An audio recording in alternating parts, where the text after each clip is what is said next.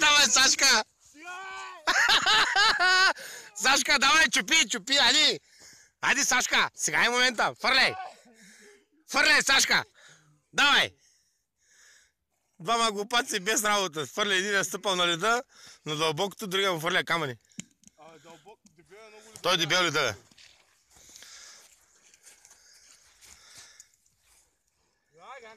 Нива съм много дебел, бе. Паси глупаците!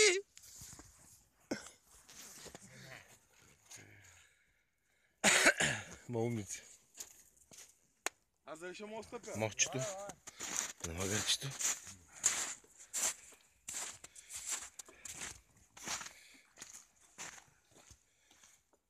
Де те, бе, глупак? Не къде си ти, бе? По-далеко поне. Какво е? Той си чупи сам ли дали? Да, бе, фърля го на камъка до него вър нагоре.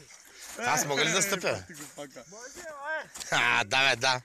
Айде, бе, айде да вървим. Леко, пирон има. Пирон има, да. Пирон има. Директно стъпай, бе, той е здрав, бе. Бе, бягал тук, аз съм 160 кила.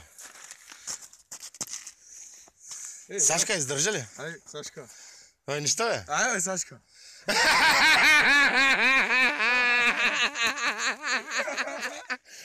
Басти ма умниците. То тук е плитко, бе. То долу е дестанта. Дали, бе, Сашка? Да.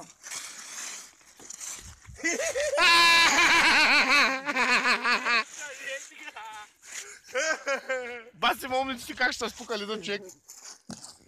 Дебел е много, бе. Дебеличък, дебел. Я ще копек!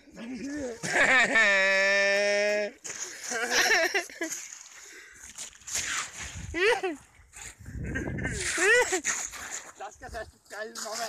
Покажи ми, Сашка. Ще фърляш камък по мен ли? Не дява! Не дява! Ама не дява! Ама откъде на къдева? То спутана камък, аз си знам. Кой е потънал, бе? То седи не. Той си беше. Тъй. Няма, виж, аз качвам. Пешо! Твоите кошери са той, Пешо!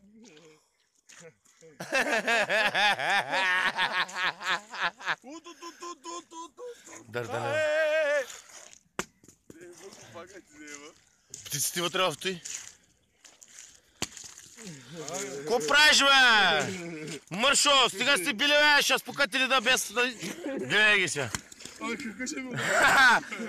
Ко правиш, бе?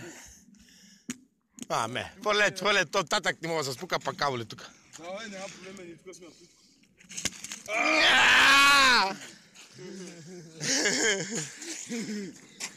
Ще му оцели. То няма хора да стане Сашка.